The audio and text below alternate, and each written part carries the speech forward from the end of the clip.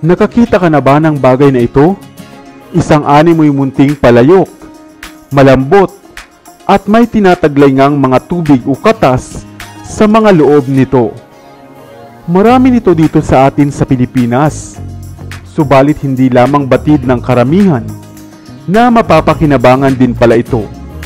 Ginugulay, kinakain, iniinom ang sabaw at isa rin palang mainam na panlunas.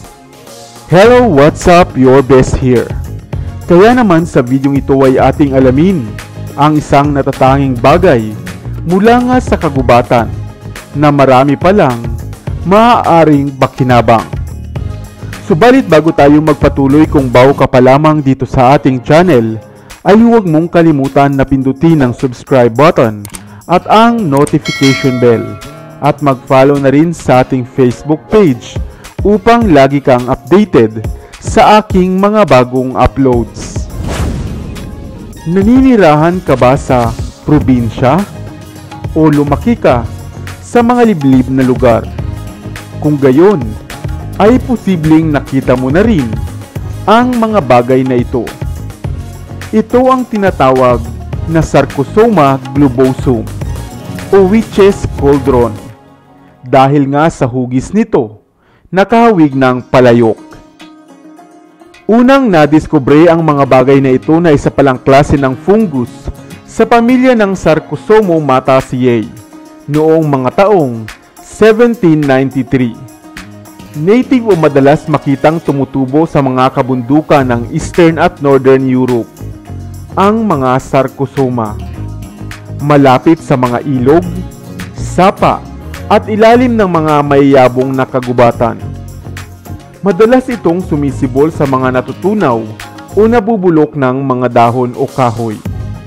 At maging dito nga sa atin sa Pilipinas, partikular na sa mga liblib na gubat, ay makakatagpo o makakahanap ka rin ng Sarcosoma globosum. Ang bagay ngang ito ay agad mong mapapansin, at kung iyo itong pipisilin o bubuksan, ay agad itong maglalabas ng tubig na nakaimbak sa loob nito. Sa ilang probinsya nga sa Timog Katagalugan ay binansagan itong ungus baboy. Subalit makakain nga ba ang mga bagay na ito o ang Sarcosoma globosum? Ayon sa pag-aaral, hindi naman nakalalason ang Sarcosoma globosum. Ngunit sa ibang bansa, ito pala isa sa mga hinahanap nilang delicacy at sinasadya pa nga nilang magtungo sa mga gubat upang humanap lamang nito at matikman. At ang mga sabawang ngaraw nito ay mayroong lasang masarap at malinamnam. Maaari mo rin itong lutuin na parang tengang daga at sangkap sa iba pang mga lutuin o mga putahe. Ang bagay ring ito ay maaari nating gamiting pantapal sa sugat bilang first aid sa mayroong paso at sugat, lalo na kung kayo ay nasa kagubatan o malayong lugar.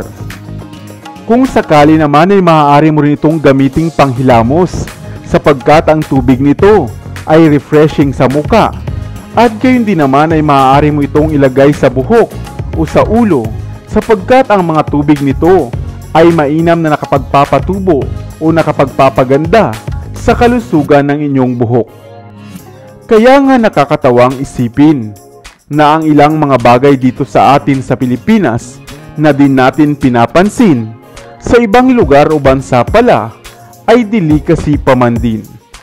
Ikaw, nakakita ka na rin ba ng bagay na ito o ng Sarcosoma globosum? At ano naman ang tawag nito sa inyong probinsya? Ngayon mo rin lamang ba narinig na maaari palang mapakinabangan ang bagay na ito? Kung oo ay comment ka naman ng yes upang patuloy tayong magtampok ng mga kakaiba at kapaki-pakinabang na mga bagay sa paligid. Sana ay may bago kang natutunan sa videong ito.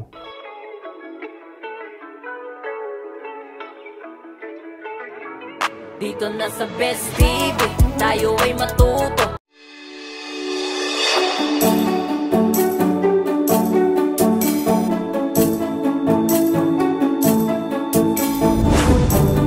Madalas ka bang kumakain ng gulay na chapsuy? Isang masarap na putahe at binubuo ng iba't ibang masarap at masustansyang mga gulay katulad ng beans, carrots at sayote. Subalit napansin mo na rin ba ang animoy mala jelly at malutong na sangkap nito na kadalasan ay kulay itim o brown? Ito ay ang taingang daga. Kumakain ka na rin ba nito? Sapagkat nag-uumapaw din pala ito sa mga sustansya at maraming gamit panlunas sa ating katawan. Hello, what's up? Your best here. Kaya naman halika at ating isa-isahin ang mga dahilan kung bakit nga ba dapat na tayo'y kumain na ng taingang daga. Ito ang Auricularia, Auriculajudae, jelly ear, juice ear, Judas ear o mas kilala nga natin bilang taingang daga. Isang uri ng fungus at hindi madalas pinapansin ng karamihan. Animo nga ito ay nahahawig sa tenga ng daga kung pagmamasdan. Madalas itong kulay itim o kaya naman ay kulay brown, gelatinous at medyo malutong kapag naihalo na nga sa mga gulay.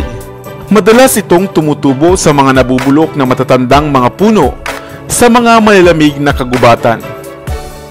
Maging noong 19th century nga, ang taingang daga ay kanila nang ginagamit sa pagpapagaling ng ilang karamdaman at kondisyon. Bago pa nga ito, makilala bilang isang pagkain. Ayon sa pag-aaral, ito ay mayaman sa B-complex vitamins at polysaccharides na mahusay para sa kalusugan ng ating mga puso. Mainam rin itong nagpapababa ng cholesterol level sa ating katawan. Ang adenosine nitong taglay ay makatutulong rin upang maiwasan ang pagkakaroon ng blood clotting at pagtaas ng blood pressure. Dahil dito ay mainam nga ang pagkonsumo ng taingang daga para makaiwas tayo sa atake sa puso, stroke at iba pang sakit sa puso. Isa ring source ng antioxidant ang taingang daga.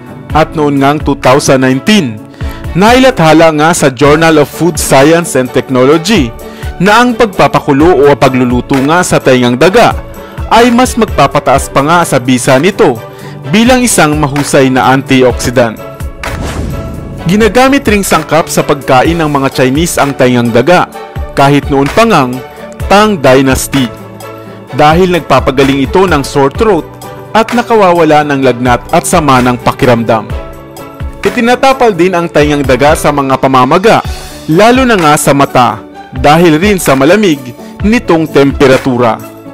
Maaari mo ngang pakuluan sa gatas o ibabad sa beer ang taingang daga bago inumin, upang agad na mawala ang pamamaga ng lalamunan. At maaari mo din naman itong isangkap sa mga lutuin gaya ng chapsuy, upang makuha mo naman ang lahat ng sustansya nitong tinataglay. Ikaw ba, napansin mo na rin ito sa gulay na chapsuy? O nakatikim ka na rin ba ng taingang daga?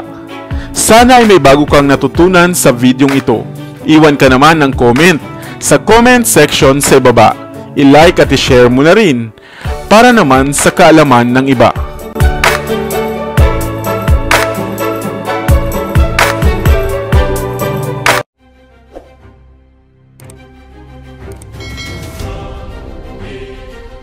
Para sa mga kakaibang kwento ng inspirasyon, kaalaman, hiwaga at misteryo, ako pa rin ang inyong lingkod, ang inyong best para sa Best TV.